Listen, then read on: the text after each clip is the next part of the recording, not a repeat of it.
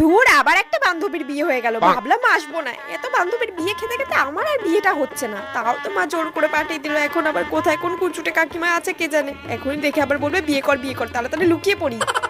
এখানে তো দেখছি কুচুটে কাকিমা গুলো নেই, এখানেই বসে থাকি। আরে দোলা তুই? হ্যাঁ বল, কেমন আছিস? ভালো আছি, সেই স্কুল লাইফের পর আজকে আবার দেখা। আর তোর বিয়ে কবে হলো? তোর মতো পড়ে থাকবো নাকি? এইটা আমার মেয়ে, মেয়েও হয়ে গেল। কি তোর মতো কি পড়ে বুড়ি হবে আমি? বিয়েটা কর, বয়সটা দেখেছিস কত হয়েছে? সত্যি বাবা, চত।